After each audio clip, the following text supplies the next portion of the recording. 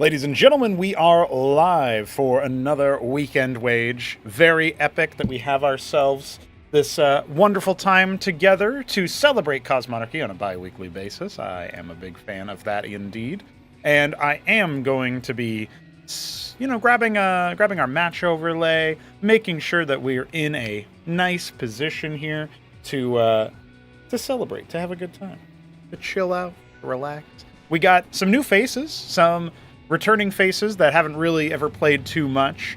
A lot of really cool stuff has occurred already when it comes to signups for our event here, our qualifier into Acropolis for Tribunal number 2, so that's coming up as well.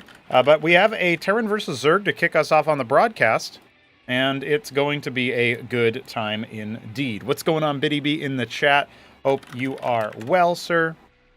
And we are going to have ourselves a nice little format here where we do all the games in one day. Now, I will front end this little description here with the fact that I'm not going to be here for the whole event. I have to go to work in about an hour and a half. So expect match coverage until then live, and we'll get to the rest of them as we did in the past where we casted every game on stream. We'll get to the rest of them in the middle of this coming week.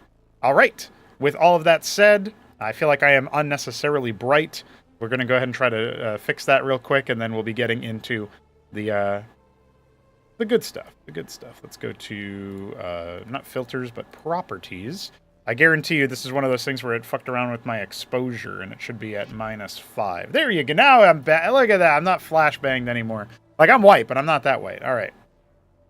Let's go ahead and get our TVZ prediction on Twitch started.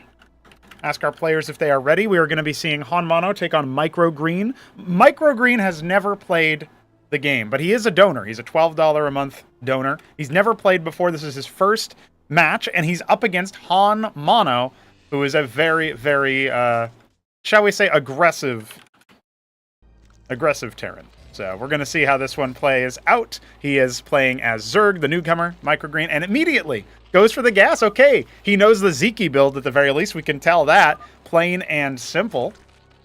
And GLHF's exchanged. Microgreen will be our Asparagus Zerg in the top left, and Han Mono in the bottom right is our Coral Terran. How did I guess those colors? I haven't seen those colors in so long. Well, welcome back. Welcome back to Pronago Streams and Pronago Casts. We have ourselves immense power here. A Hydroth opener for Microgreen, and he's cutting workers for it.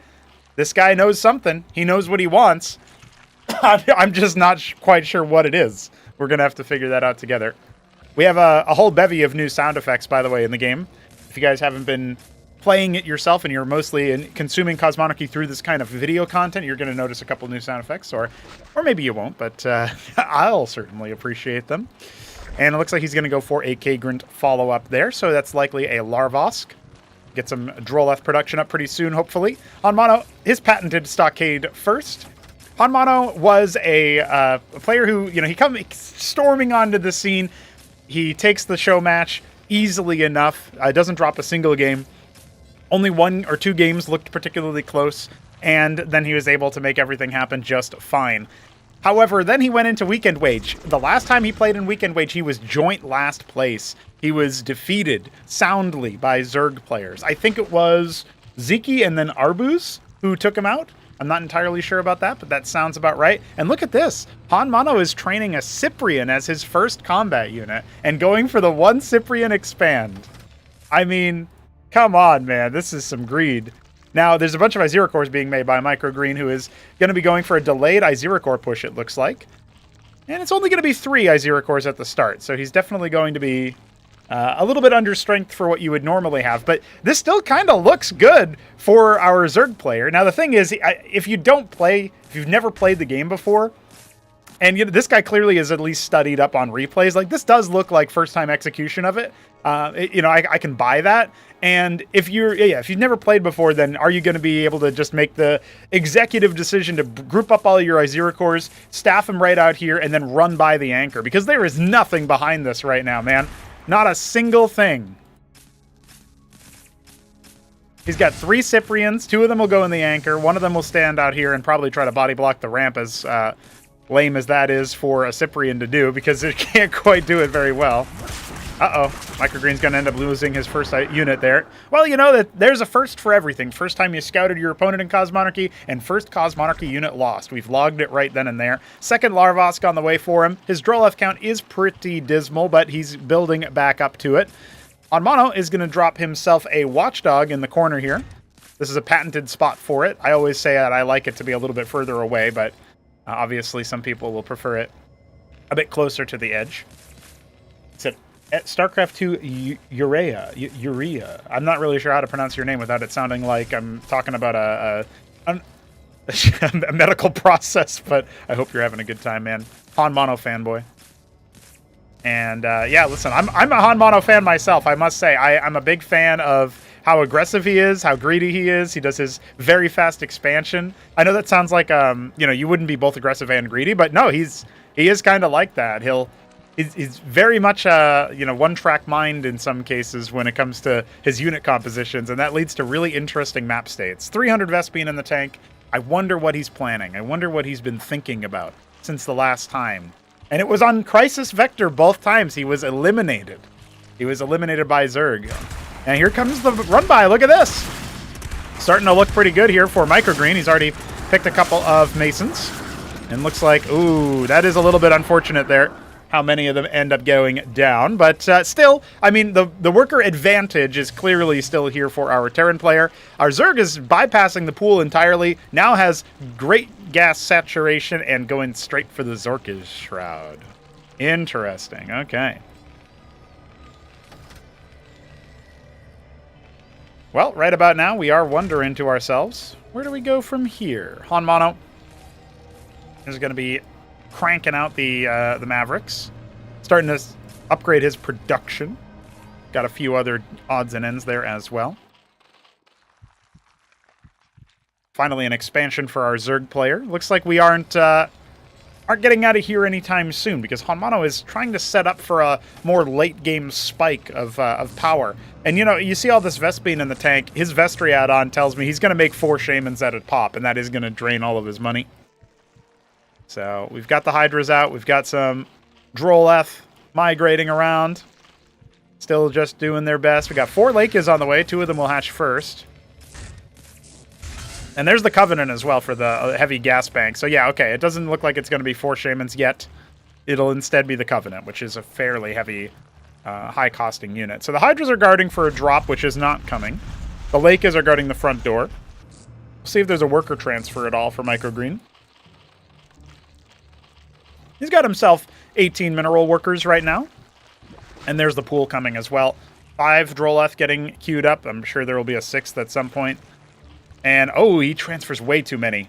Way too many workers being pulled off the line right now. That's going to be a pretty big cut to his economy. And if he keeps saturating the natural after that, then it's going to be, you know, diminishing returns awfully quick. But the 5 Droleth that come out here might be enough to get things going there. All right. Bit of a Terran army move out right about now for Han Mono, who is trying his best to assemble the bio composition of his dreams. Lots of Cyprians, lots of Savants, maybe some Eidolon later.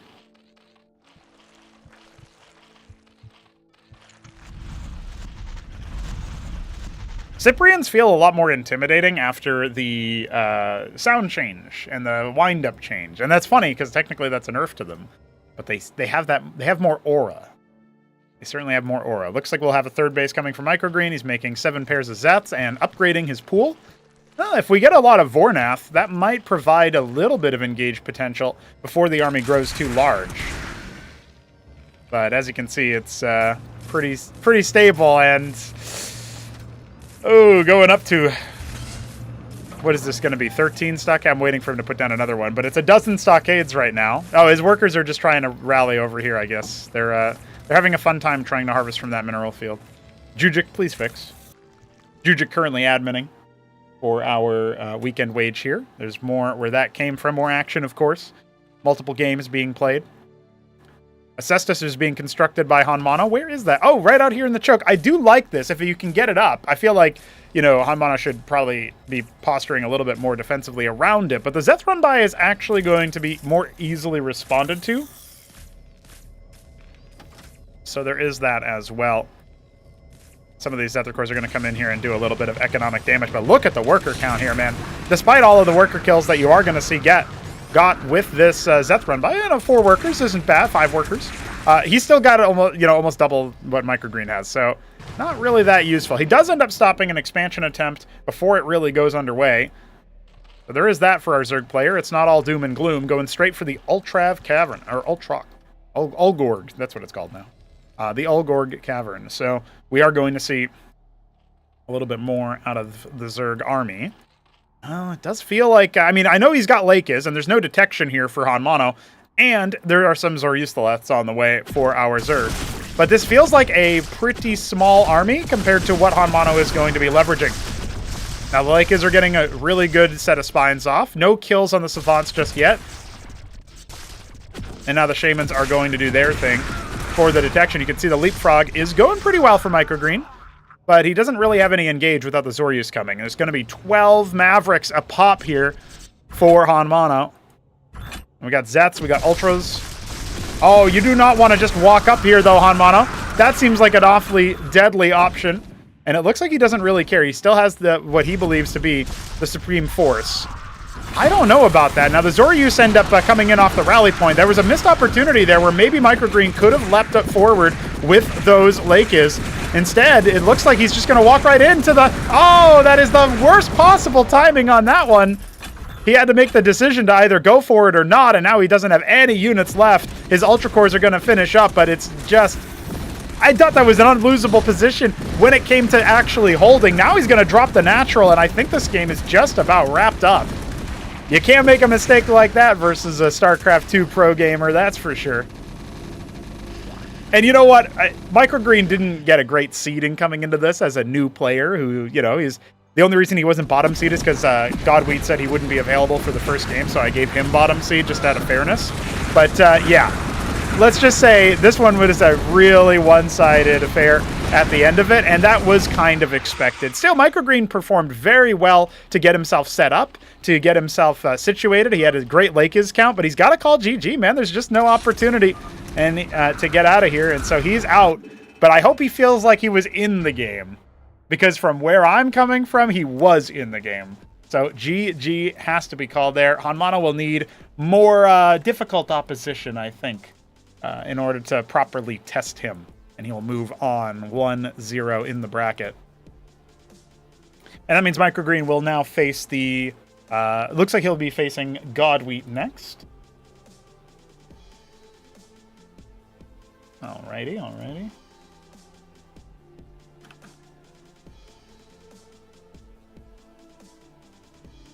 Okay, that means I can do Ziki versus Grassy.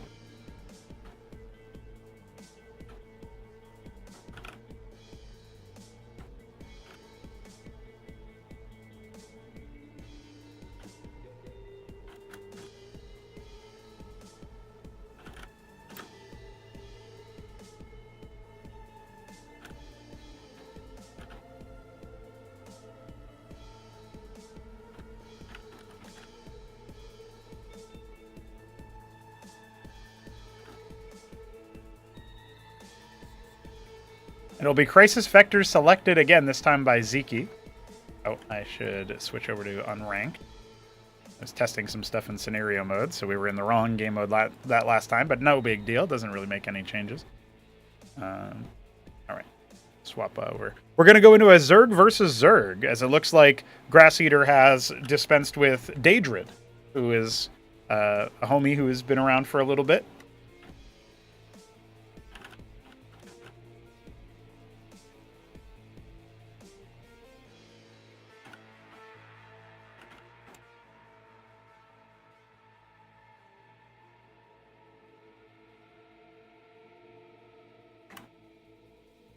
Alrighty. And that means Han Mono will be facing off against Newt, most likely. In 10 minutes, we'll confirm that.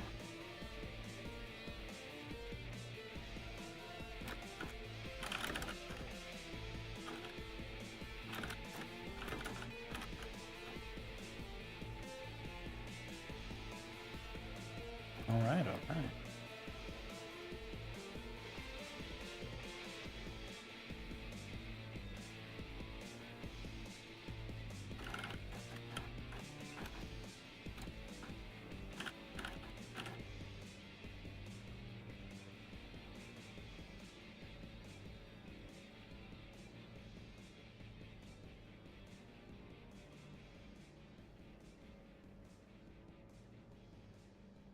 All right, perfect. Looks like everything is in order for our next matchup.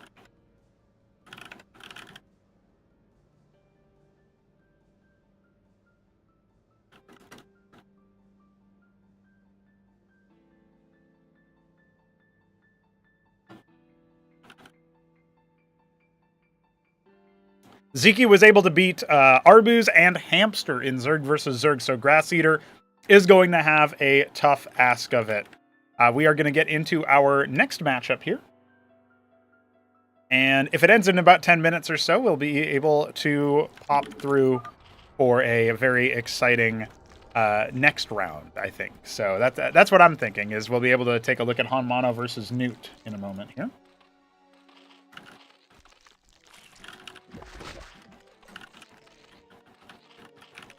Let's do it. Grass Eater is going to be the underdog here. Twitch Gamba is up for anybody watching on Twitch. We've got Ziki in the top left, and he's... I feel like this isn't a normal yellow, but I have no idea. Is this Aralide yellow? It's just regular yellow. It looks so cool. Grass Eater in the bottom right is a similarly perplexing color. Electric orange? Tomato. He is tomato. Yeah, I guess the name is kind of a giveaway, the color on the name. So he's going to be a pool opener for Grass Eater. Ziki, on the other hand, doing his patented Hydrith opening. Ziki is a Starcraft 1 Zerg Pro from Hungary. He has been one of the premier preliminary talents here that has joined forces with Cosmonarchy and started to play it alongside his usual antics. So I'm very excited about that and looking forward to seeing him continue to hardcore game. But he's been doing this Hydrith into Larvosk opener for most matchups, and basically this seems like what Microgreen was trying to emulate, but you can kind of see it's a bit more practiced here. Ziki knows how to set it up, and so very cool in that respect that we have ourselves a nice little spot there for Ziki to show us the same kind of strategy. And Grass Eater is doing his own Larvosk. It's a little bit safer because of the fact that it's closer to the minerals. Bit worried about maybe Zeth run buys, and his second one is going to do the same sort of thing. So it's much more larva oriented here for Grass Eater. He saves the Vespene that Ziki spent on the Hydrith Den and uses it instead for additional Larvosks, which create the larva, of course, hence the name. 4 Izira cores are going to be made, and Grass Eater is only going to have a couple of Zets and Quas right now, but he should still be able to mount some kind of defense against this. This is a strong opening versus Terran Bio. It's a strong opening versus... perhaps versus some Zerg openings as well. I do believe that Ziki has said that he needs a different strategy against Protoss, which makes sense. I don't think Izira cores are particularly stellar against that. So great pullback from Grass Eater. Unfortunately, it does look like he's going to end up not pulling back fast enough or far enough to save the Zeths, but that would make a lot of sense there. His second Larvos is coming up. His third Kagrin here, I believe, will be a Circuith to try to do some damage to the run-by, but we'll find out. He does have a lot of Vespene in the tank. Maybe he's just going to try to hold with pure Quas, which is entirely a possibility right now. He's got 6, and he put some good damage down to one of the Izira cores, but when you get 4, this is definitely going to be a trigger for Ziki to try to push up the ramp. His expansion is already about a third of the way complete. You can see his follow-up is not all in or anything, and yeah, the Quas need to fall back here. They need to sort of cycle back and wait for more units to come. The Circuit did indeed get made, so Grass Eater is safe, and he's recognizing the power of Ziki's opening here. He just needs to use the Quas to try to sort of punish the Izira cores at their further ranges. So with the Izira core, it's a bit of a tricky unit to start using at first if you're not really familiar with how it works. Basically, it has a multi-target and its attacks bounce. Those are two separate things. So even if it can only attack one unit, those projectiles will bounce. That's what you saw there at the tail end of that engagement. Now, the little asterisk next to that is they need to be within attack range to acquire up to 3 targets. And so that means they need to be kind of close to where their opponent's units are in order to acquire 3 targets at once. Otherwise, they'll just attack, but it's only going to hit 1 unit. And that means you're doing way less damage. You know, you do a third of how much damage you could be doing. And that's definitely something that will make them less efficient at max range compared to when they can get right on top of their opponent. Ziki is going to go for the Zork's Shroud as a bit of a follow-up here. His worker count isn't that far ahead, but his Vespene efficiency is way higher because of this extra geyser. Whereas Grass Eater is having to just harvest from the ridge. You can see him trying to bully back the Izira cores, but all of these quads are going to explode. And that is going to be a little bit of a complication there for Grass Eater. Zeke is able to punish that. He knows he can't really push much further forward. There's presumably a lot more units being made, and indeed the answer is yes. It's actually going to be Hydras. So with the Ovaleth coming for a scout, that could threaten a drop, but remember that the Ovaleth is also a detector. And the fact that it's a detector means that this Zorkish Shroud follow-up that will in theory turn into some sort of Lakes or perhaps Zoryus. Hydras are pretty good against those units if allowed to, have some kind of front line. Late expansion for Grass Eater, not so uncommon in the general matchups that Zerg play, but obviously Zeke's going to be laughing all the way to the bank with his expansion. He's setting up the triple Circuit defense, and he's got a lot of Izira cores here. So the Hydras themselves are not going to be able to do too much in this position, and Grass Eater is kind of sharking up and seeing what's going on. He wants to try to pounce, but I think as soon as you see that many Izira cores, you got to respect that and fall away. Meanwhile, the Ovaleth comes in, and this is a great feint from Grass Eater to get his Hydras out of a difficult position, because Zeke thinks this is a drop, but there's nothing in it. It's just there as a bit of a decoy. However, Grass does not pounce on the opportunity because of the fact that there were 3 circuits, so it does feel like just end up sacrificing it to see a scout. He'll know that there's the Zorkish Shroud. He's making his own upgraded tech. It's actually going to be the upgraded Den, going for that little...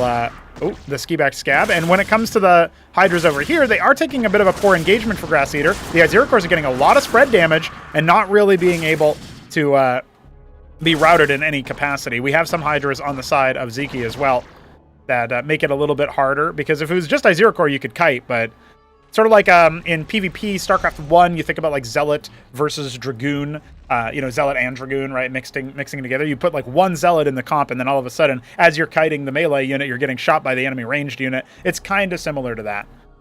And Grass Eater is going to use his upgraded Tech Node at some point to make Bactylisks, which are their own sort of artillery unit.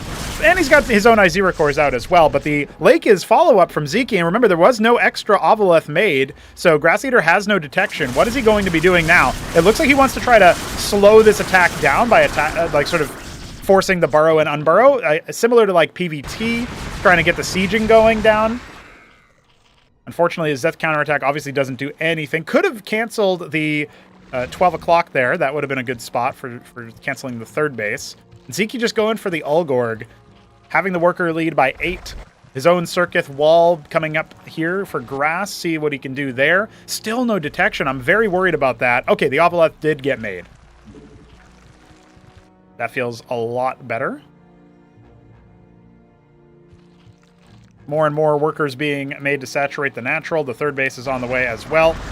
One Lake will get popped, but the rest of the Hydras need to cycle back. We don't have anything in production right now for Grass Eater, so he does need to be very, very concerned. I do like that he's, giving Zeke's army the runaround here. But now he's kind of been shorn by the architecture of the map. He's got to cycle all the way back down to it for the flank, and the Ovaleth will provide detection while the Circuits try to hold it down. That's going to allow the Lakes, second Lakes to be killed, now the third, but they've done so much damage to the Hydras that it feels like Zeke can just overpower Grass Eater. And it does not look like this is going to be enough of a hold. It looks like Zeke's found the way. And remember, behind this, he's got 6 Hydras, 3 Zoryus. He can make Ultralisks. The Ultra Core is the Ultralisk in Cosmonarchy. He can make those just fine. And Grass Eater, he's down a base. He's down several workers, some of which have been killed, most of which just never got made. And the Hydras are being routed here. He's making 7 Izira cores. I don't think that's going to be quite enough. Like, the fact that Grass Eater is still nominally alive doesn't really matter right now, because look at what Zeke has behind this. He's making his Ultra Cores, 3 of them. You saw how they lasted a fair amount of time against Hanmano's composition in the previous game. Well, they're going to last a hell of a lot longer against what Grass Eater has. That much is for sure. There's only Izira cores and a couple of Hydras. You need probably 20 Hydras to efficiently chew through an Ultra Core, and so there's just not the larva nor the money for Grass Eater on that. He doesn't have any saturation here in the natural. He's got no prospects for a third. So it does feel like this will be a pretty quick open and shut case to me. Just to me. Hello, Juniper. Good morning. Welcome, welcome. This around time is when you see the Ultra Cores. I think it's probably a wrap. And Grass Eater is going to have to concede. His army getting stuck. He can't even evacuate his units. They're all massacred. He's got no static defense. I feel like you need every little bit of efficiency you could possibly get here. And Grass Eater is just going to get bowled over. Zeke storming through the middle of the map.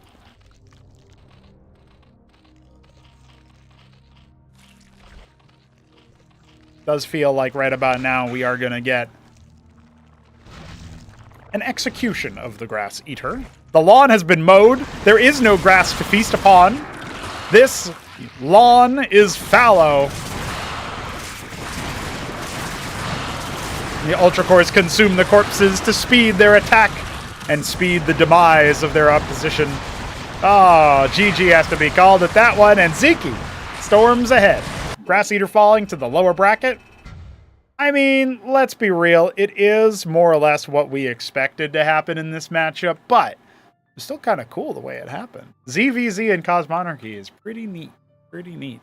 Grass Eater will now face off against the winner of Microgreen versus Godwheat. And for that, it looks like Godwheat will be home in about 10 minutes. So that'll be a Jujic coverage game.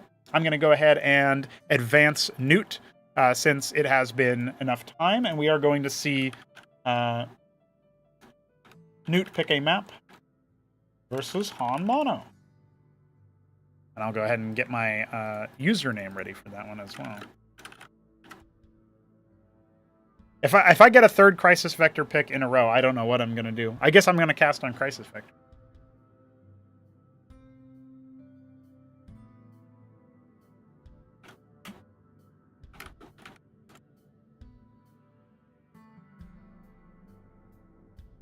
I do like the way that we're doing weekend wages on Class 1 maps. And I like that we have more Class 1 maps than we used to. Maybe like a year ago, maybe half a year ago. We used to have like much less. And I like that fact. I like the idea that you can pick. Maybe eventually we can expand it to like any Class 2. We might have to do some housekeeping on that and shuffle some off to Class 3, but that'd be pretty good. Maybe Crisis Vector is the Dust 2 of Cosmonarchy. You might be right about that, Grass Eater. Might be right. I don't think that Godwheat will drop to Microgreen, but I do kind of want to see how Microgreen plays against Grass Eater. So maybe you two can organize a 1v1 for me to cast later. You know, regardless of who advances to face you in the lower bracket there, Grass. I feel like that would be a cool ZVZ, because his first map was against Han Mono, his first ever game in Cosmo, and I just really like that he tried the Zeke build, he just didn't quite know how to execute it properly. So yeah, that's I don't know, there's something cool about that, man. There's something really neat.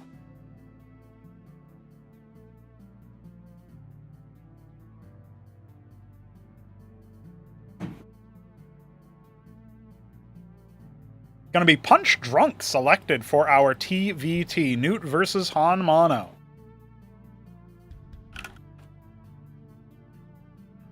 Looking forward to this one. Should be a good time. No surprises that Zeke won the prediction there as far as like people betting on Zeke versus Grass Eater. The uncanny upset would have been interesting there.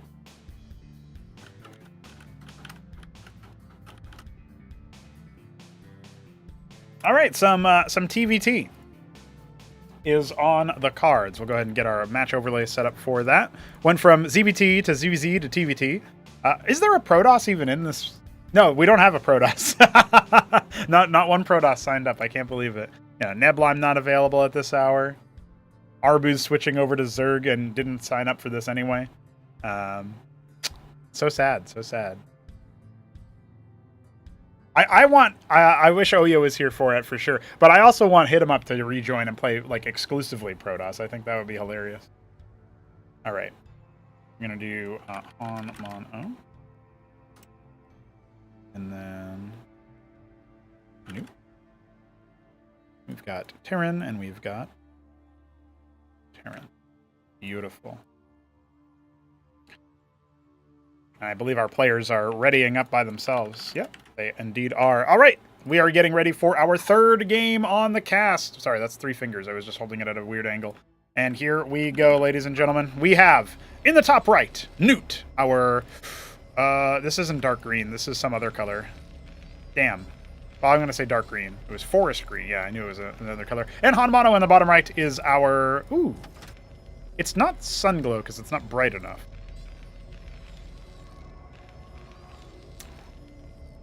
I don't know. It's not mango because it's not orange. Lemon. It's our lemon Terran. There you go. I figured it out. All right, guys. We're sharing the right side of the map here. We're going to get our prediction going on Twitch.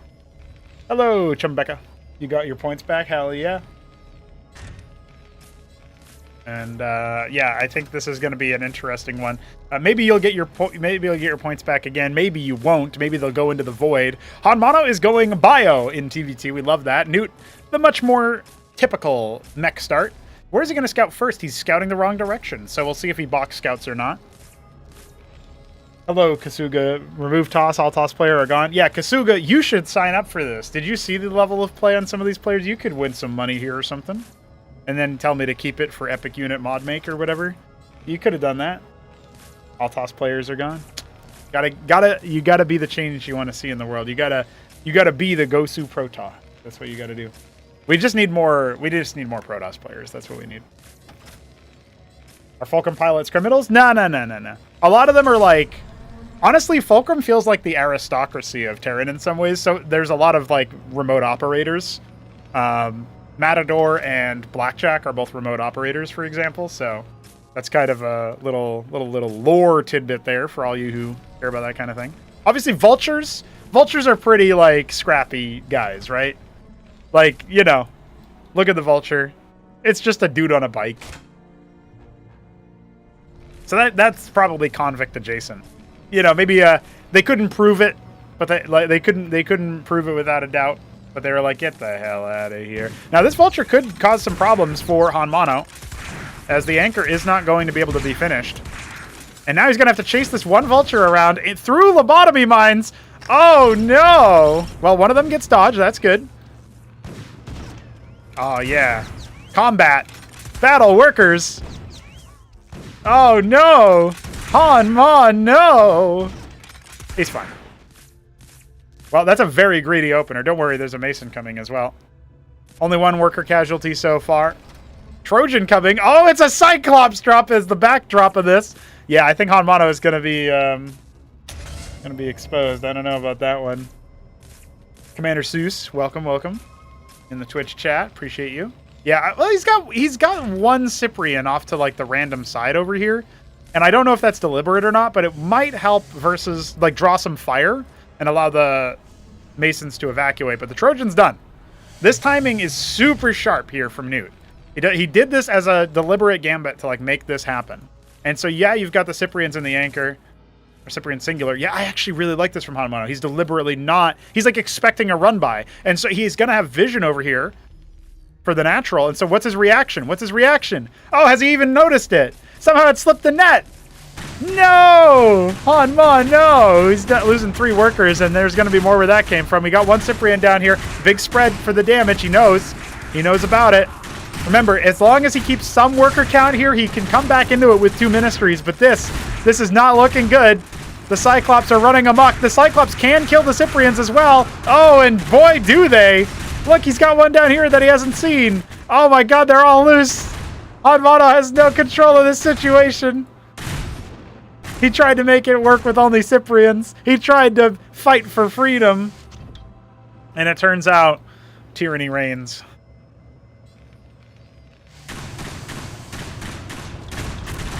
He's like, wait, I have one right here.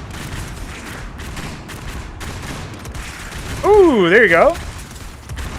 Trying to clothesline him. Oh, Newt got a little bit silly there. His own expansion is about halfway complete. He's adding more fulcrums. He floated a lot of money during that. He's going to put an anchor and 2 Cyclops and just send it across. Yeah, why not, man? That's going to be pretty hard to deal with. Another Trojan, more Cyclops being made. And, I mean, the base is in disarray. Bug, question mark? Oh, my Cyprian. Can you hit stop? You got decollided or something?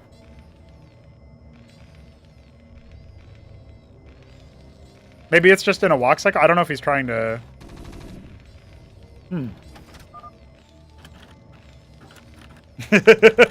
Try loading with the anchor. I mean, he's dead anyway, but this is...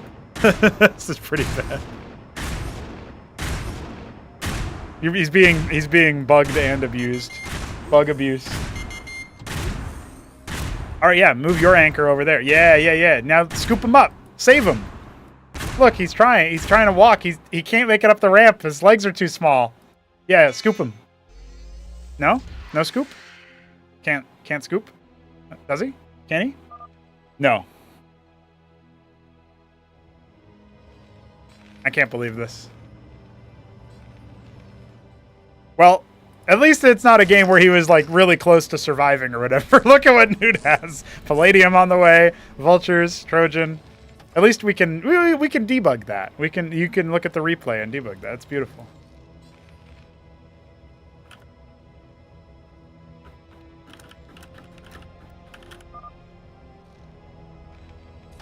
The Cyprian is doomed. He's going to need revenge, all right. Hanmano is the type of character who he goes, day 21 of waiting for revenge or whatever. Pops in here. It can't have been that long. He was in the last round.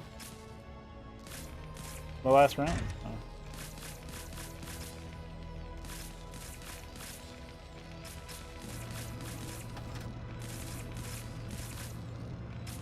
All right, he's adding some more. He's going to try to salvage the situation, down several workers and a mining base. We've got Cyclops, 3 of them, and 4 vultures. And they're going to unload around here, it looks like.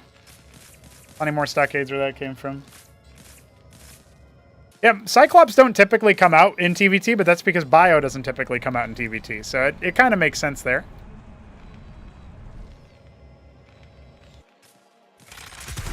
Uh-oh. Oh. Oh, no.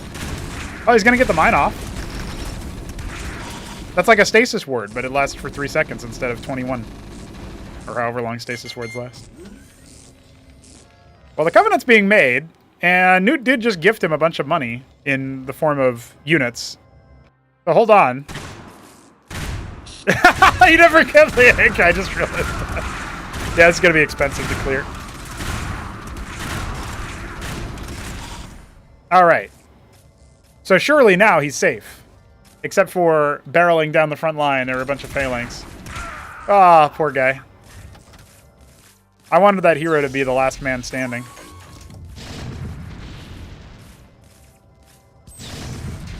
Oh, he's lost the anchor. Could have lifted it to safety. Doesn't want to do that.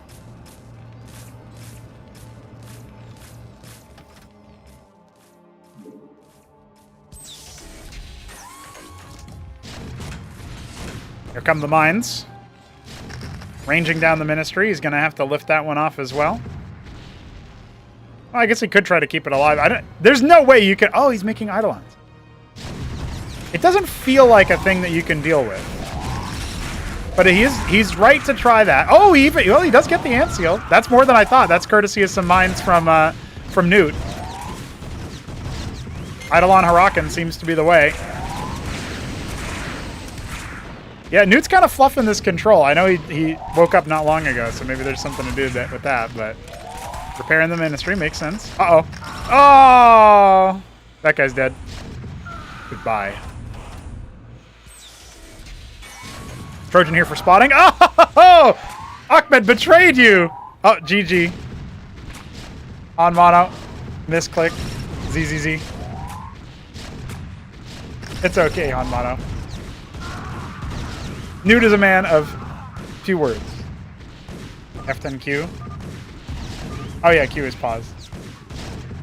He wants to make sure that Newt doesn't think he was doing the pause BM thing. I don't think people do that in Cosmonarchy or Starcraft 1 as much, but in Starcraft 2 they definitely will like pause the game instead of leaving or before they leave or whatever, just because it's a little bit of a goofy one. So, yep, there you go. That is a wrap for Sir Hanmano. Dropped to the lower bracket there by Newt.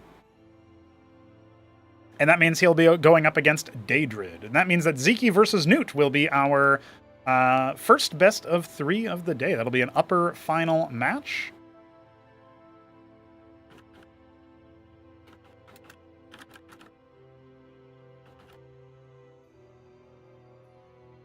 That's going to be a very exciting one. I'll go ahead and get our match overlay ready to go.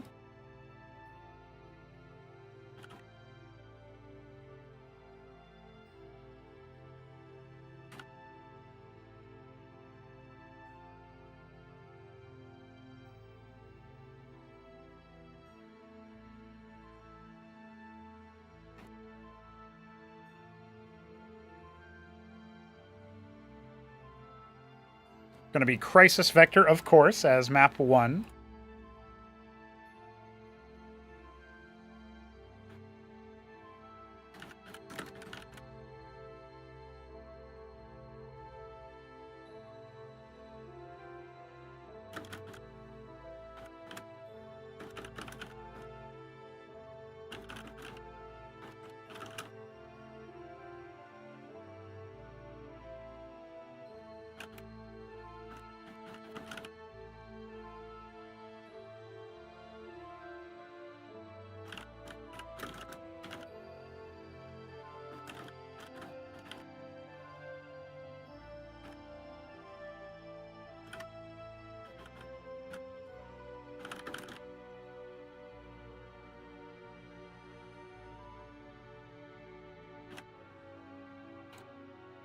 All right, I believe we are all set to go for our next matchup here, which is going to be Zeke versus Newt. A proper showing, a proper opportunity here.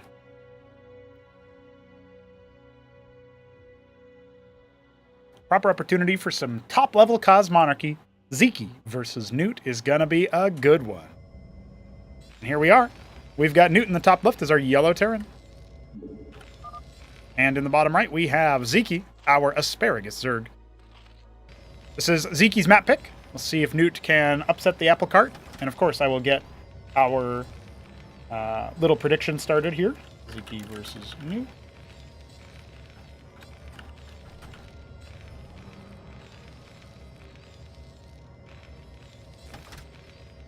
Game 1 is up for the Gamba. And I feel like Zeke should be favored, of course. He's going to be opening Hydrith again, surely. There it is. And we'll have Newt rocking up the Fulcrum. Okay, interesting. This is going to be different than what I feel like Zeke normally goes up. Here is that. All right, it says reconnection successful. So hopefully we are back. Apologies for any trouble that leaves on the VOD. But we are watching Newt versus Zeke. Not much has happened. We see Fulcrum into Bio. Fulcrum into Stockade. Yeah, that's interesting. It's kind of the mirror of what Newt did versus Protoss last Weekendwage. He did Bio, Cyprian, Anchor, or whatever, and then I think he did like Stockade, Maverick, Expand, Cyprian, Anchor, and then he did the Fulcrum follow-up for Mech. So this is inverse there. Perhaps just making sure that the Izira core play doesn't ground him completely in the opening. Zeke is going to go for a pretty fast expansion. The Vulture meets him in his side of the map, but doesn't quite scout the hatch. And this is a triple Stockade follow-up here, with no extra Vespene being harvested. Not a lick of it. So Newt is going to be going for Maverick Hurakan at best. Vulture, of course, from the Fulcrum. That's all he can make right now. He could go for a Bank Mineral and then go for a Scrapyard play into Blackjack, but I don't think he's going to do that. It's got to be some kind of play to make a lot of Mavs behind the Vultures. He's thinking crafty.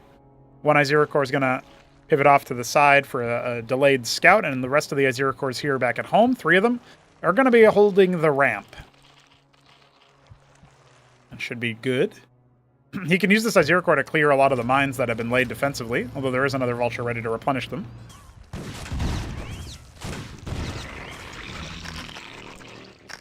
Zeke might have had an option to try to clear those mines, but did not want to do so yet. Does he want to use the Droleth to clear the mines? What's he thinking there? Kind of just dancing around it. He's waiting for the Ovaleth. 4th Izira Core as well. Oh, this one is just kind of walking past.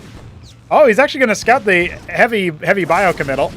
That's something that I don't think Newt wanted to offer up there, and with the Ovalith out, you can't really continue pressuring the natural. And that will be that. Looks like Newt setting up for an expansion. The Mavericks revealing what's going on here. They did not stim, which is good. And Newt's been harvesting Vespene for a little bit now. Zeke going to set up his circuits. You'd almost think about maybe walling this section off here. I guess you could probably put a hatch. I think there's enough buildable terrain for that.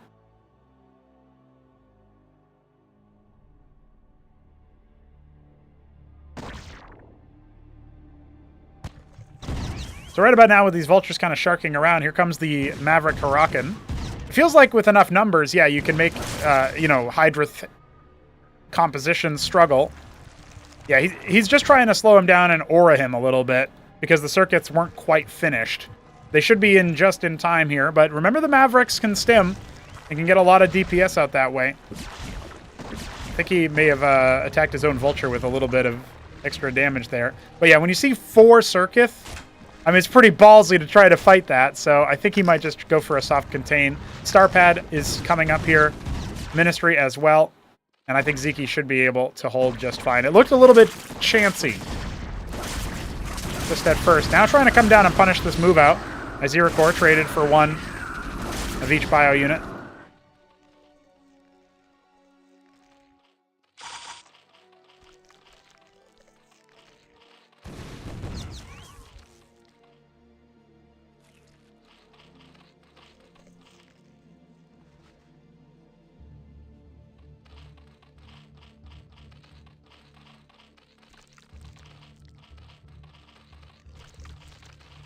Bactalisk's coming up in a big way now. Ski backed on the way.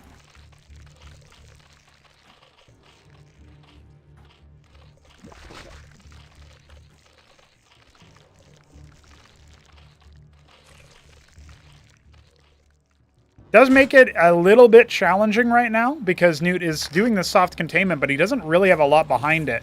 Going into double Trojan production out of his star pads.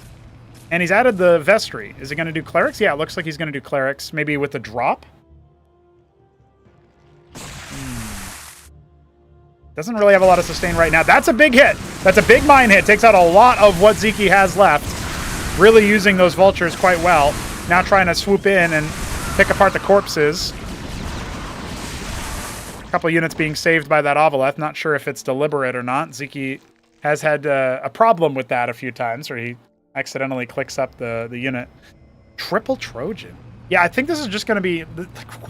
He's going up to 5 Trojans right now. He doesn't have enough units to fill all of that. Especially not back at home. Bactalisks are being made. Is he going to just try to combat drop? Like, he could just drop Huracans and such on top of the Bactalisks and on top of the circuits as well if he's really trying to pince and force the issue.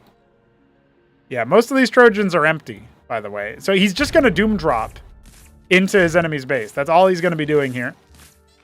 And this is happening at the same time as Zeke is moving up. We could end up in a base race kind of situation here. Oh, look at this. It's spotted by Zeke. He's going to try to punish. It doesn't quite look like he's going to kill a single one, and now he's got to scramble his units back at home. He's setting up a Kagrant. That's going to be a massive drop into his base. Newt playing a very different style than we're used to. 36 workers at the start of this. Not so many have gone down, but the tech is being sniped. That's the Tethfit Swamp. That's the Apex Strain completely negated. A wrap here in the main base, and Zeke's army is just barely trying to move up. A Larvosk has gone down. We've got a circuit being made on the front lines. This does look like it was a committed attack. Not a single unit will evacuate. And it looks like he kept his economy online, but he has no more combat nodes. No more tech nodes whatsoever. His Hydrathin replacement halfway through. He cannot make more military. The Trojans are empty. Back at home, we've got minimal units, a Fulcrum and a Palladium being constructed. That was very, very risky, because if Zeke had just gone across the map and base raced, I think you favor the Zerg in that situation. Of course, barring the fact that Terran can lift off. Going to go for a big load up again. Remember, a lot of these Trojans are very wounded. And it looks like the Gambit might be to do it again. But now we've got the Ovaleth here to clear the mines. Nothing in the anchors. He's got 4 Mavericks, man. His 1 Phalanx is so far away. And he lifts his Ministry by mistake. Oh, boy. I think he lifted both of them. He lifted both of his Ministries by mistake, and he's got to clear up as the onslaught of Zerg is pressing down on him, bearing down on him. I think Newt is kind of bungling it here a little bit. He's got almost nothing left. And, you have to look at this as Zeke and think, okay, you're dropping me. You are mass dropping me right now, buddy. I know exactly what's happening. Ski backed on the way. A couple of Hydras going to hatch. Aziracore out. I just can't imagine this doing enough damage. The base race is real, but is it just kind of a mirage, a facade, as the Phalanx continues to pound away. It's not being attacked. Finally, it will fall back in the main base. Everything's been dealt with, but the workers being chased down, that's a bit of a misnomer. There's 4 circuits there, and now the Palladium will fall. Just in time for it to queue up that extra Phalanx, and, well, it doesn't really matter much with the Ant Seals popping out on the wrong side, not rallied to the Phalanx there in the critical moment. He can maybe load up his units here and go for a drop as he is still killing the hatch. But now all of his minerals, all of his masons being shellacked by the Bactylisks. The star pads will be next. He's making whatever units he can produce right now off of the mostly naked production. No minerals in the bank. And he loads up the rest of his army. He's going to drop that 4th base. But there's plenty of Hydras and Iziricors to go around. I think that will get cleaned, man. 1 lone Phalanx left alive. And all of the combat units gone. Ziki has responded to this fantastically. It was pretty ballsy to do it the first time. I think it was definitely an overextension to do it the next. And there just seems like there's no way, man. You still got 3 mining bases for the Zerg. And Newt is not mining at all.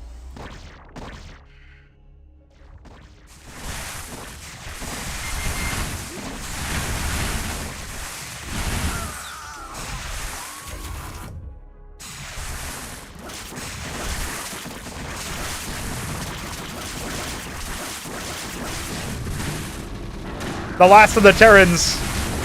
Brave to the last, but they are gone. They are felled. GG.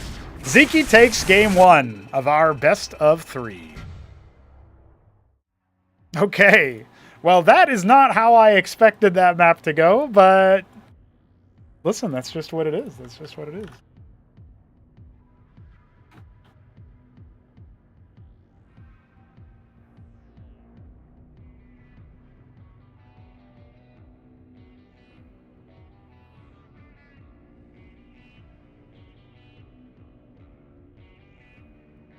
I was definitely not predicting that sort of outcome.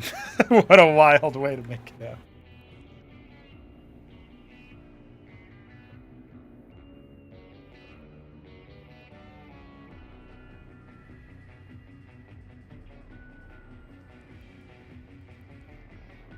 It'll be Punch Drunk, selected again by Newt. It's what he picked versus Han Mono. He's picking it versus Ziki. All right. Listen, Ziki's the favorite, but 4-spawn map. Now it's Newt's turn. He's done his drops. He's done his gambit there.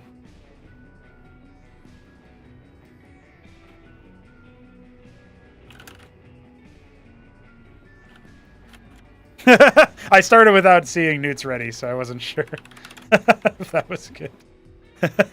He's ready. He's ready. He's all good. All right. Let's do it, boys. Get our Gamba going again.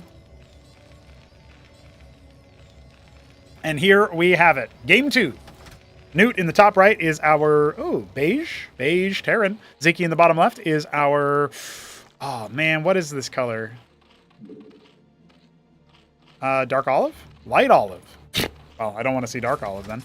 All right, we're going to see the same sort of openings here. It's cross spawns with Newt going bio, so that is a difference. The same Hydrith opener here for Ziki. Just about ready. There it is.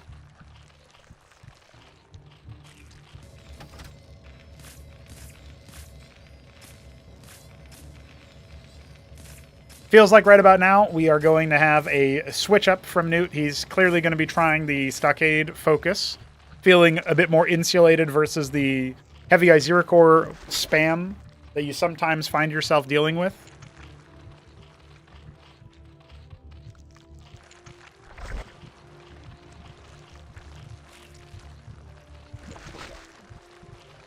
And there you have it.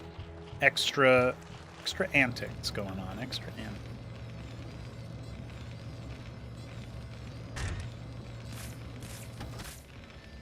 Second Stockade. Larvosk.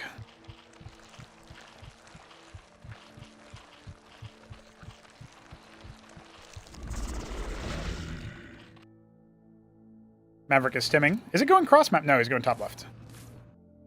bottom right with the Mason Scout, who will rule out the close positions, and that should make him feel very, very safe in the early game. But is that a problem? Does he want to feel safe, or does he want to try to do something more aggressive in the early game? He's got gas in the bank. I'm guessing it's going to be a star pad follow-up. I could be wrong about that. He could be barreling to a very fast Covenant timing. Cyprians are starting to be made. Expansion now for Zeke. Nothing like that coming up here for our Terran player, but he will scout the expansion. And heavy Iziracore presence. Not quite able to see the complexion of the main base, but it's all right. Mason gets pulled back from top right. He's going to go for his ministry soon. He's got some Cyprians. Yeah, it looks like he's going to keep a steady Mason production. He's actually going to recommit his scout, which is interesting. Fanning out all the Iziracores. Bio now standing vigil over the trench.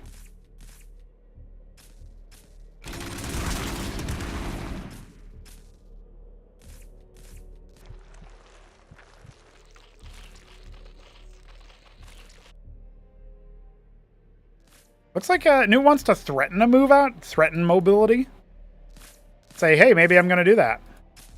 In reality, he's setting up an anchor and a Trojan, so we or star pad, so we expect the Trojan. Where's the? Oh, it's proxy. Interesting. I don't know what that means. It could be Wraith, but it could also be, you know, building the Trojan there and then meeting it with the ground army with a move out. So you think they're going to come from the front door, and instead they come from the back. That's a very common one.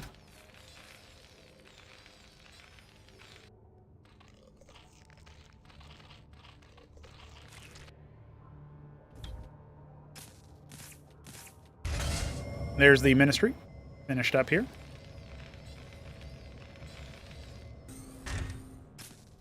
Oh, it's multiple proxied Starpad. So it is Wraith then. Okay, we're going to see what that ends up looking like at the tail end of it. We've got some Iziracores patrolling. They can shoot up as well. Avaleth going to join up with the 3 Iziracores performing the forward advance warning. I'm not even going to call it a soft contain. It's just there to see when the ground army moves out. Can't contest it. Ski backed on the way, so clearly Zeke wants his Bactylisks again. You know, and when Wraiths are in small numbers, that it works out very nicely for that sort of thing. And the Bio pre-positioned to handle a drop with the Cyprians holding down the front. So looking very good here for Newt. If the main base gets scouted here and he sees that there's not really much development, then Zeke will have to deal with that.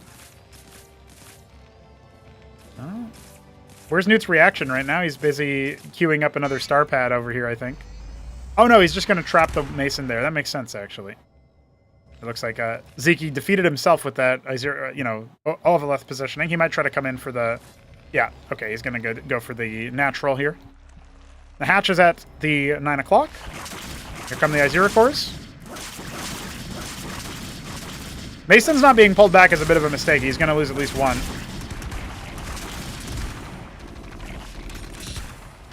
Avaleth getting chipped down a little bit. A couple of stims forced out. Nothing too big.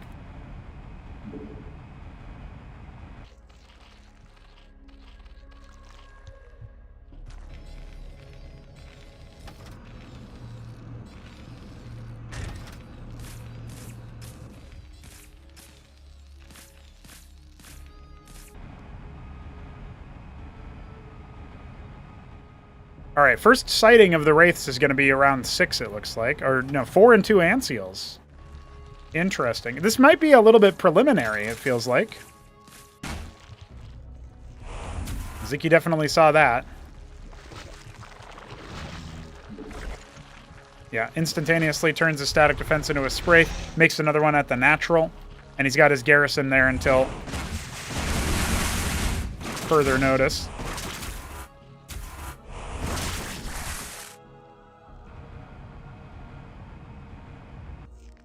I suppose this 9 o'clock could be under some duress, but that's assuming Newt even sniffs it out to begin with.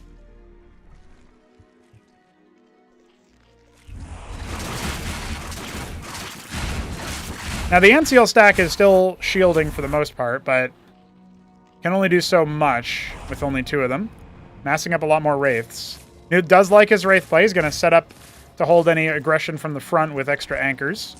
Adding a lot more bio. The Covenant follow-up, so this is not all in on Wraiths, but Zeke might think it is. And Bactylisks do have a sort of... There's a break point of Wraiths where you get to a point where you need some splash damage. Bactylisks only have bounce. Same for Iziracore, multi-target and bounce. There is a cap on how many Wraiths you can hit with those. Whereas if you get Lyrilisks or Calculisks or, Skithrakores, there is no cap. It's just how many units are in the area. That's how many units get splashed. And so when you're in a situation like that,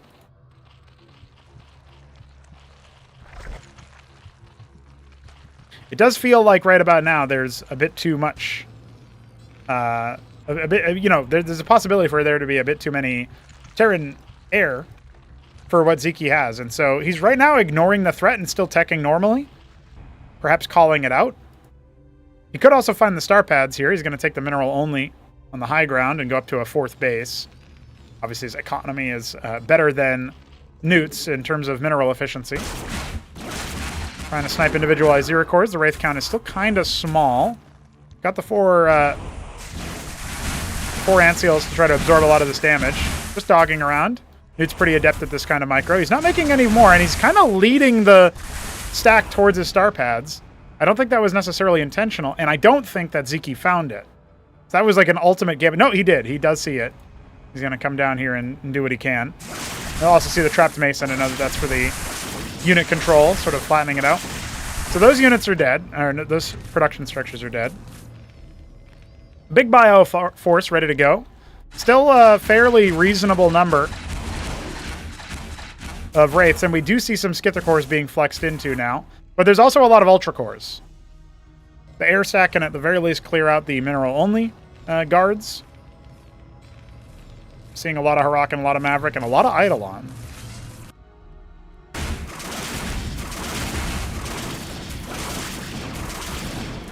Man, even these Iziracores take forever to go down with this paltry Wraith count. And here's the Skiths to try to make matters worse. 8 Skiths is a pretty big investment, to be honest with you guys. So, that, it's not like the Wraith stack didn't accomplish things. We just have to now see, the jury's a little bit out, can the Bioforce break out of its, soon-to-be containment position and move across the map with power, with force? No more star pads for drops. So we are going to be in a rough spot here for Newt, it feels like. Aoud would lift his anchors empty and just kind of use them to posture. Treasury being constructed at the extremis. Probably will end up seeing a quarry then. With the Ovoleths, the Eidolons are not going to be able to attack for free. Anseals will try to protect something, but the Harakans are in a really rough spot right now.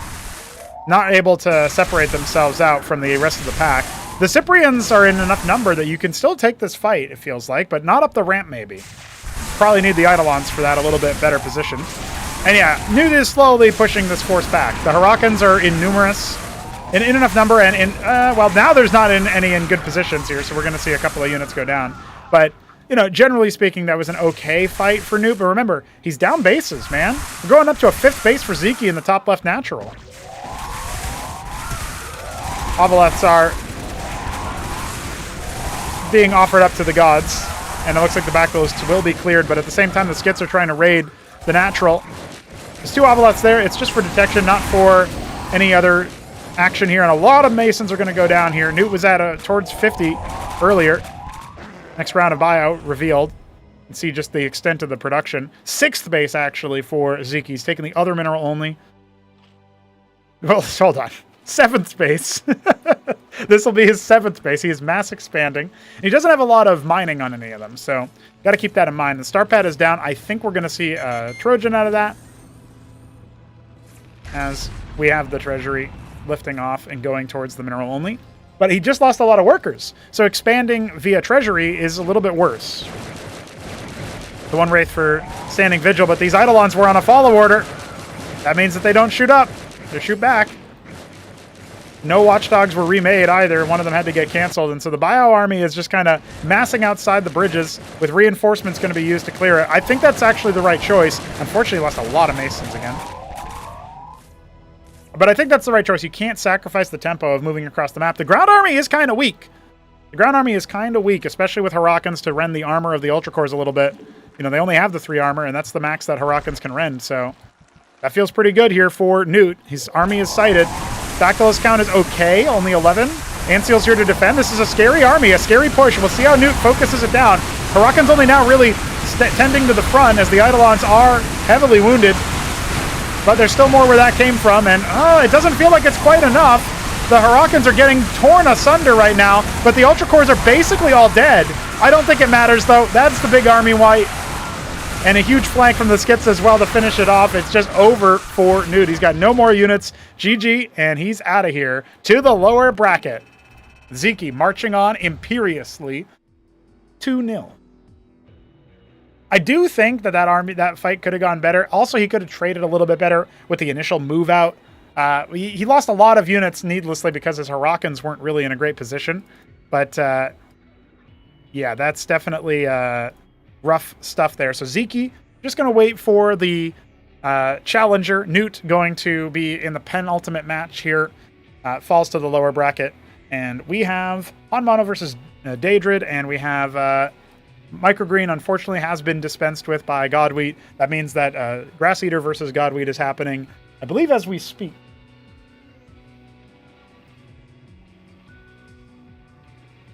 Looks like Hanmono took out Daedrid. Oh, okay, so we can probably do Grass Eater versus Godwheat as our last gasp here, unless that's already underway. I'll ping Jujuk and ask, did... This individual is a fraud. Oh. Kappa. Kappa, what's up? Hit him up. Hope you're doing well, my man. You're on my forehead for a moment there. Check it out. Yeah, it looks like Daedrid got domed by Hanmono. So we will not have... we don't have a lobby to host right now because Jujuk is taking care of Grass Eater versus Godwheat. And that is a best of 1. That will lead up to another best of 3. I probably don't have time to cast a whole best of 3 before I have to go.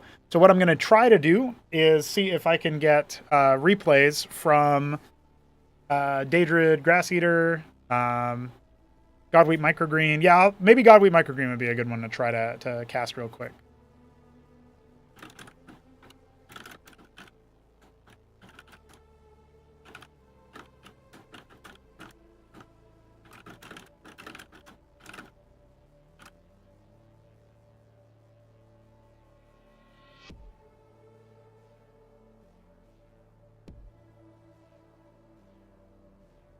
Because I do have to go pretty soon. A 1 semicolon 1 me noob on Maximus. That's a game that's hosted right now. I can't believe somebody would do that.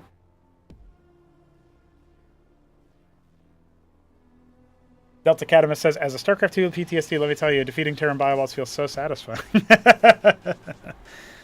Yeah, and it was good positioning from Zeke. I don't want to take away from that when I talk about the mispositioning of the Hurricanes in a lot of those fights. It's just that Newt was down material really significantly. So it feels really hard for him to do much of anything else. If he doesn't take it as cost efficiently as possible, his army collapses a lot faster than you think.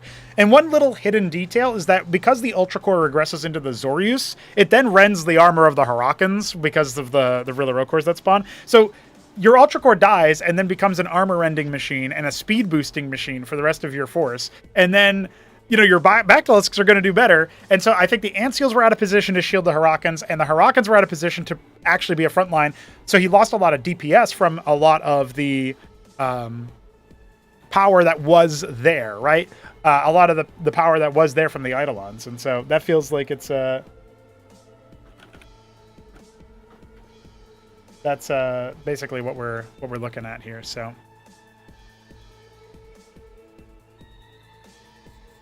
That's my analysis of why the fight went poorly. I thought it was going to be a lot closer because I didn't really think that he had so many units.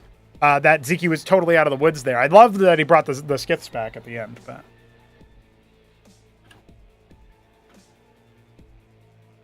All right. So we have right now, we're setting up for the winner of Godwheat versus Grass Eater.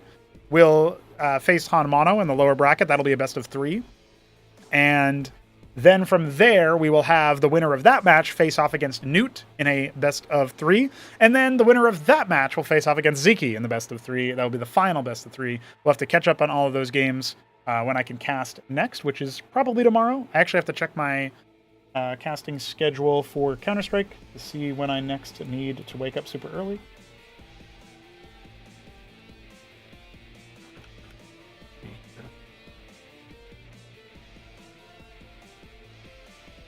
Oh yeah, it looks like tomorrow is clear for me. That's pretty good. That's brilliant. I'll take that all the way to the bank. Going on, Newt. Antseals was intentional in the last 5 battles delete their energy and you don't have them. Thank you, Adam. Thank you, Adam. Glad to see you in the chat. Yeah, I've been doing a lot of Counter-Strike casting and a lot of shift work, so it's been hard to get the casting stuff done and the casting streams done. I have been doing a lot of updates to the game. I've added the Cathrosta lore. I've been working on Escozy. I've been working on a bunch of audio-visual stuff. So things have been happening. It's just I haven't been able to announce them loudly and do the casting stuff. So. Bactals will delete the energy of the Antseals. Yeah, I guess so. I mean, the bounces don't proc on shielded targets. Like when the Antseal absorbs the incoming attack, it doesn't bounce. So it's a big reduction in the overall damage of the Bactalisks. But I understand the logic of trying to save them for the Eidolons. I think at the start of the fight, the Antseals were too far forward, but I could be misremembering. So even if it was intentional to pull back to the Eidolon stack instead, there was still I think there was still room for a little bit of improvement there. But the big thing I noticed that in both the engagement trying to break out onto the platform for the third base and the big engagement at the end of the game, I noticed that the Harakans weren't really in the front line all the time. Like Eidolons were in the middle of the pack and getting domed. And a lot of that is just down to like, it's really difficult to position armies. Like it's a tough skill to try to really master and all that. Not played in a while? Yeah, fair enough, fair enough. I appreciate you rocking up and playing, and you're still live in the tournament. Perhaps even the favorite. I mean, you got to go up against either Han Mono or Godwheat, most likely. I mean, I'm not going to count Grass out until I know the response here of the next match. But no, yeah, it looks like it was Grass. I mean, it was Godwheat. Grass did end up getting bopped. So. All right. So that means that we let everybody know Ziki was able to complete that match, and we're now going to cast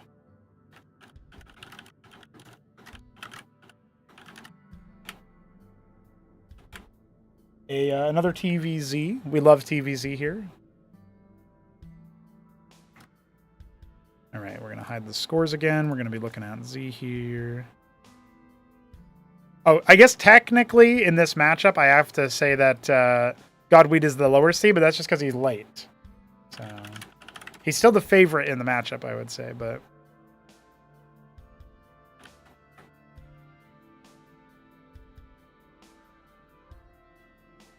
Okay, and we have to just say that it is a best of 1 instead of a best of 3.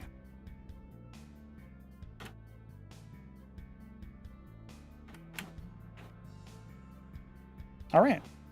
Good.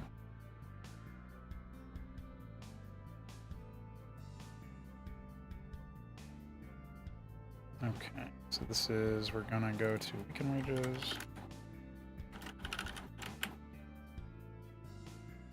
Which match is this anyway?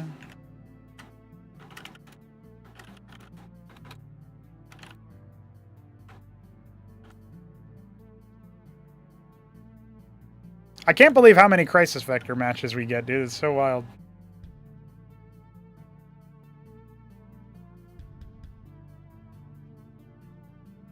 All right, here we go, boys.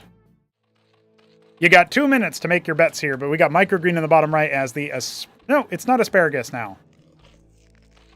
Celadon Zerg. And in the top left, we've got Godwheat as our Forest Green Terran. Newt rolled that color in one of the other matches. And I guessed it wrong because I was like, I know it's not dark green, but that's the only thing I can think of right now. I was Forest Green.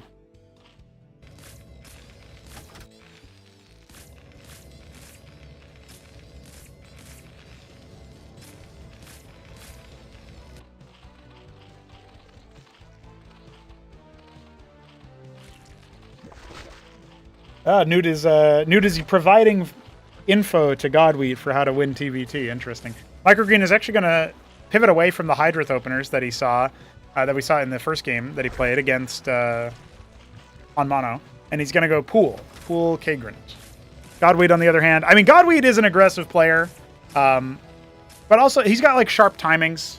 He's got very acceptable, micro and all that, as well as macro. I think he's a solid like low class 2, high class 3 player. I think he will make the move up to class 2 before Acropolis 4 begins in earnest, which is he's like a half a year away or whatever. So he's got time. He's got time.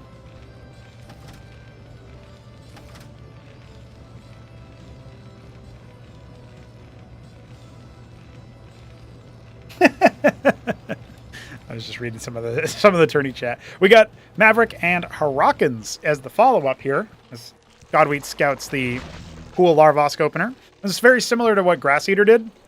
So we'll see if Microgreen wants to change that up too much. Letting his workers be hit, heckled a little bit. The Zets are here.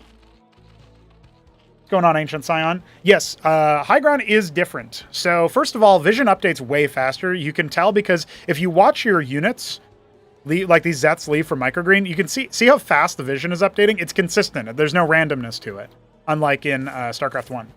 And then as Green Eggs is typing, the reason why that's significant is because like you lose vision of the High Ground much faster and stuff. But yeah, Green Eggs is mentioning, shout out Green Eggs one time. How you doing? The basic idea behind the mechanic is that instead of having a random mischance, you have extra weapon range aiming down a cliff. So you get +1 weapon range. Say this Maverick is shooting a unit on the low ground. He gets, instead of having 5 range, he has 6. And it's localized to that target, basically. So it's not like he gets 6 weapon range against a target on the same height level, right?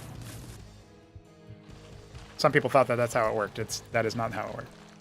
So the Hydrith then will be the follow-up here for Microgreen. Kept most of his Zets alive, only lost 1 on the run around. Scouted that it's bio. Didn't scout deep enough to see the expansion on location.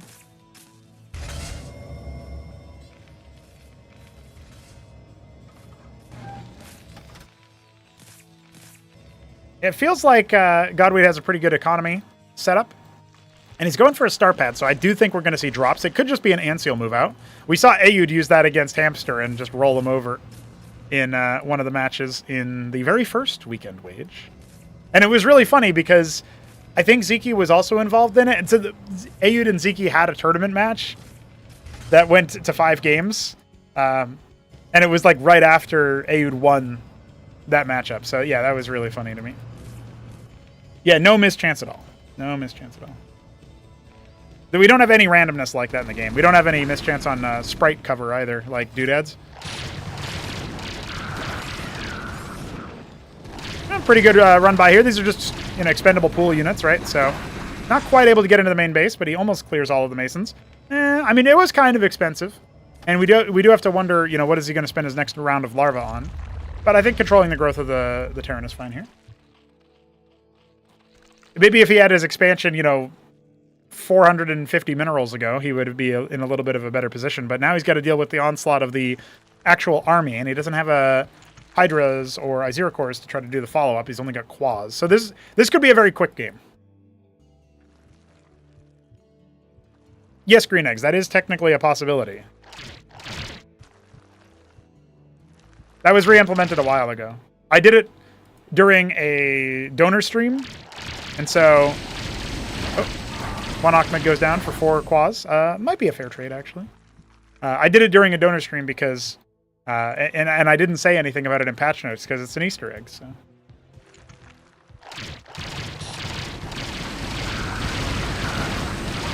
Alright, the front line is gone, but Godweed still has a lot of Mavs that he can use to stim. We've only got 2 pairs of Nats being made right now for Microgreen. He's got a lot of money in the bank. He's going to cancel the hatch. I feel like that might not have been the play. You can see him trying to do what he can, but listen. Oh, ooh, bodied.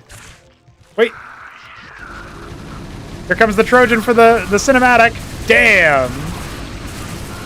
Colon D. Need to get good. GG. Microgreen is going to be dispensed with very quickly after that one. But yeah, that was a very tight follow-up. I think if Microgreen had more production, at the end there. I think that would have worked out a little bit better. Unfortunate for him. I hope that even though he's 2 best-of-1 losses and he's out, I hope he'll play some more. I hope he'll try some more. He's a donor. He supports the project financially, which is a big ups and big appreciate. Yeah, he is.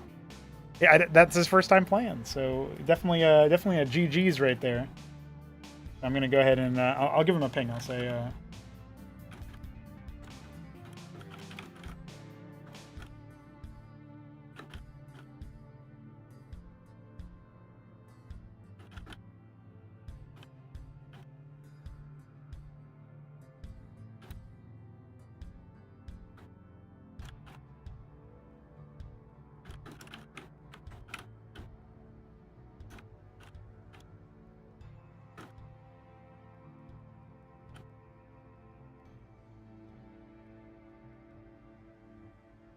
Only like 10 more games versus human players, and I'll probably be able to match my bajillion games versus AI. War of the Greens. Yeah, green eggs and spam versus microgreen. Best of 9. Best of 9. That's pretty good. Pretty good.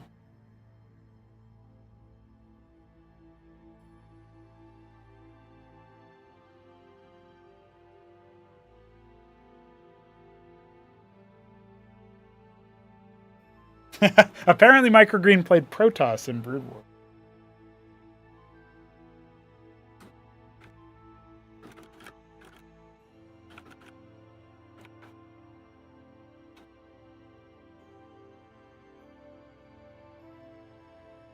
I'll give him the dad's muscle. That's about it for now. All right, guys. I do indeed have to get ready for work.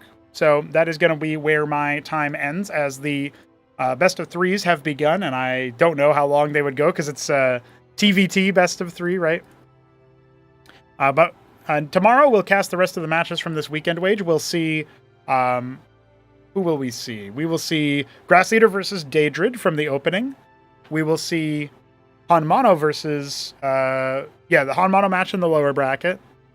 We will see the Grass Eater match in the lower bracket. And then we will see the 3 best of 3s that we didn't get to cast. The penultimate elimination game, the lower final, and the grand final. So it's going to be a good time for sure. Thanks for joining me for the short little casting jaunt. I appreciate you guys very much. I'll be back tomorrow for more casts, and we'll try to get some more videos cut on the channel. Now that 4K video downloader actually works. I can't believe it, but it is a real thing now. So GG's. I'll see you guys then. Peace.